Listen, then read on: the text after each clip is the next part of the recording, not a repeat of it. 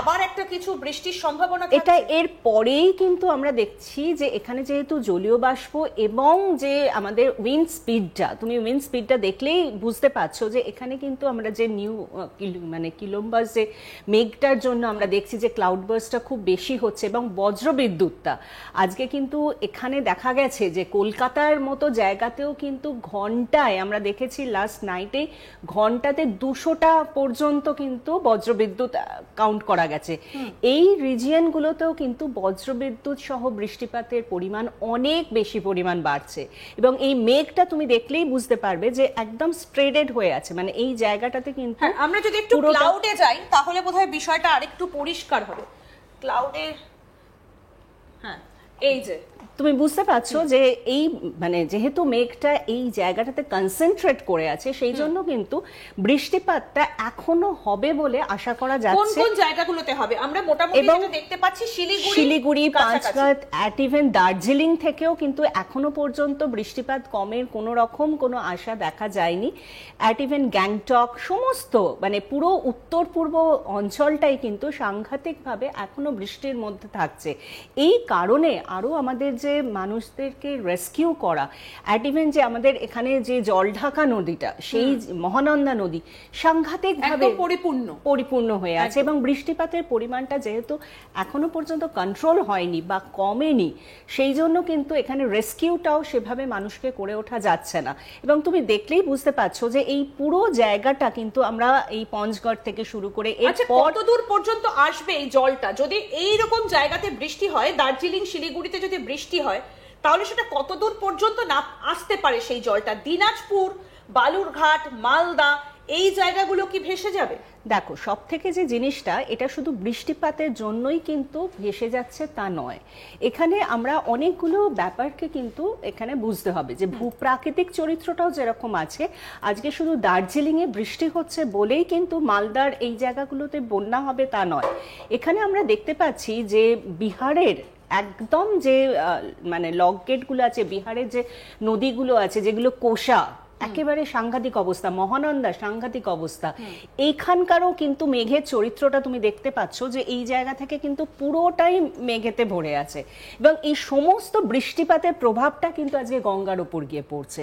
সেই কারণে আমাদের যে ধারণা যে প্রেডিকশনস সেখানে কিন্তু এই মালদা এরিয়াটা, এই মালদা, কিষানগঞ্জ অ্যান্ড আমাদের যে এই বালুরঘাট এই জায়গাটা কিন্তু ভীষণভাবে রেড অ্যালার্ট হয়ে আছে, কারণ এরপর একদম মানে আমরা যদি দেখি দার্জিলিং থেকে মানে এখান থেকে শুরু হয়ে দার্জিলিং, শিলিগুড়ি, তারপরে এখানে দিনাজপুর, কিষানগঞ্জ দিয়ে মালদা, রংপুর, এই পুরো জায়গাটা কিন্তু আমাদের রেড অ্যালার্টে আছে বন্যার জন্য। কারণ কি এইখান থেকে কিন্তু গঙ্গার যে জলের স্তর সেটা কিন্তু বিহারের জলটাও কিন্তু আমাদের এখানেতে মানে প্রবেশ করবে, আলটিমেটলি তো সেই জলটা বেরোবার কোনো রাস্তা পাবে না এবং সেখান থেকে কিন্তু এই মালদা থেকে যেহেতু আমাদের গঙ্গার যে টার্নটা নেয় সেই জায়গাটায় কিন্তু একটা সাংঘাতিকভাবে বন্যা হওয়ার চান্স কিন্তু থেকেই থাকছে। আমি যদি একটু এগোই এই ম্যাপটাকে, কালকে বৃষ্টির পরিমাণ কতটা রয়েছে আমি এটা একটু দেখানোর জন্য যদি একটু আসি তাহলে দেখা যাচ্ছে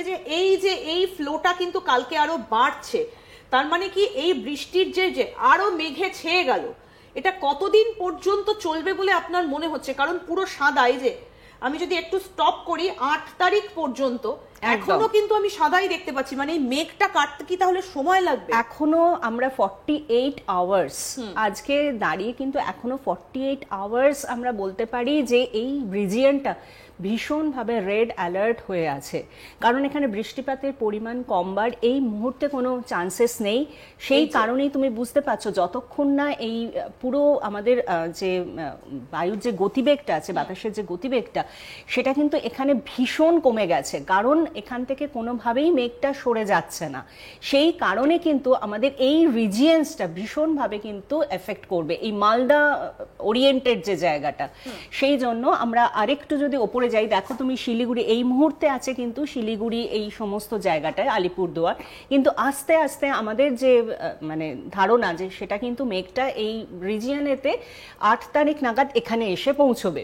সুতরাং মানুষকে অনেকটা সচেতনের মধ্যে থাকতে হবে, সচেতনতা ভীষণভাবে অবলম্বন করাটা ভীষণভাবে জরুরি। এই যে 6 তারিখেরটা দেখালাম, আমরা যদি 7 তারিখে আসি সেখানেও কি একটা বৃষ্টি একটা সম্ভাবনা আমরা দেখতে পাচ্ছি, যদিও এখানে সেটা সেভাবে বলা নেই আগের ফোরকাস্ট। নিশ্চয়ই তুমি এখানে দেখো, তুমি মালদা এবং দক্ষিণ দিনাজপুর, মুর্শিদাবাদ এই রিজিয়নটাতে কিন্তু বজ্রবিদ্যুৎ সহ বৃষ্টিপাতের কথা বলা হচ্ছে। এখানে কিন্তু থান্ডারস্টর্মের কথা বলা হয়েছে, লাইটনিং এর কোনো কিন্তু বলা হচ্ছে।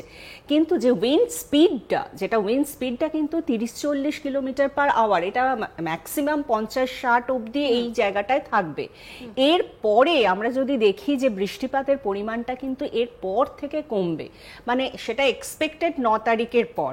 এর আগে কিন্তু এখানেতে কোনো চেঞ্জেস আমরা যদি এবারে একটু মেলানোর চেষ্টা করি, আমরা এতক্ষণ ওয়েস্ট বেঙ্গলের কথা বলছিলাম, কিন্তু এর আগে আমরা যেটা দেখেছি এই যে এই দিকগুলো, অর্থাৎ ওপরের দিকটা আমরা এর আগে দেখেছি, হিমাচল প্রদেশ দেখেছি, সেই বা উত্তরাখণ্ড দেখেছি, সেখানেও তো একই রকম ভাবে আমরা দেখেছিলাম সেই ক্লাউড বার্স্ট হয়েছিল। সেটাই কি এবার পশ্চিমবঙ্গে? মানুষ কি শিক্ষা নেবে না এই জায়গাগুলো থেকে দেখে? দেখো, ক্লাউড বার্স্টের বিষয়টা কিন্তু আমাদের হাতে থাকছে না। এখানে মানুষের শিক্ষা নেওয়ার কোন জায়গাটায় থাকে, যে এই সময় পর্যটন, যেভাবে মানুষ মারা যাচ্ছে আমরা জানি যে এই মানে আমাদের এই সময়টা ভীষণভাবে পর্যটনের জন্য। একদমই ম্যাডাম, এখানটাতে আমরা এবার যে আলোচনাটায় আসবো, আমি দর্শকদেরকে বলবো যে আমরা এতক্ষণ ধরে পশ্চিমবঙ্গের কথা বলছিলাম, কিন্তু এর মধ্যে একটা অত্যন্ত গুরুত্বপূর্ণ বিষয় যেটা আমরা আলোচনায় আসতে চলেছি, আমরা উত্তরাখণ্ড দেখেছি কি অবস্থা হয়েছিল সেখানে। আমরা দেখলাম যে উত্তরকাশী, সেখানে বড় বড় পাহাড় কেটে বড় বড় হোটেল হচ্ছিল, বাঁধ হচ্ছিল, সেটা কোথাও একটা কি ভঙ্গুর করে দিয়েছিল? সেই প্রশ্নটা এখনো আমরা করি, কিন্তু তারপরেও আমরা দেখছি যে আমাদের রাজ্যে বা সিকিমেও সেটাই চলছে। তাহলে মানুষ কি অতীত থেকে শিক্ষা নেবে না? আসুন সেদিকে এবার নজর রাখি। বিশিষ্ট ভূবিজ্ঞানী ডক্টর স্বাতীনন্দী চক্রবর্তী রয়েছেন আমাদের সঙ্গে। আমরা যে আলোচনাটা করছিলাম, পাহাড়ের চরিত্র তো এক এক জায়গায় এক এক রকম। আমরা যদি উত্তর আমেরিকা, দক্ষিণ আমেরিকার পাহাড়ের চরিত্রের সঙ্গে ভারতবর্ষের পাহাড়ের চরিত্র মেলাই, সেটা তো একেবারেই ভূপ্রাকৃতিক দিক থেকে আলাদা, তার গঠনতন্ত্র আলাদা। তাহলে এই যে এই জায়গাগুলোতে আমরা দেখেছিলাম যে উত্তর ভারতটা পুরো এই জায়গাটা জুড়ে পাহাড়ের একটা চরিত্র বদলের চেষ্টা হয়েছিল, এবং তারপরে পুরো জায়গাটাতে ফাটল, এবং সেখানে আদৌ আর কোনো হোটেল করা যাবে কিনা এখনো সন্দেহ রয়েছে। একই ছবি তো আমরা ওয়েস্ট বেঙ্গলের ক্ষেত্রেও দেখতে পাচ্ছি।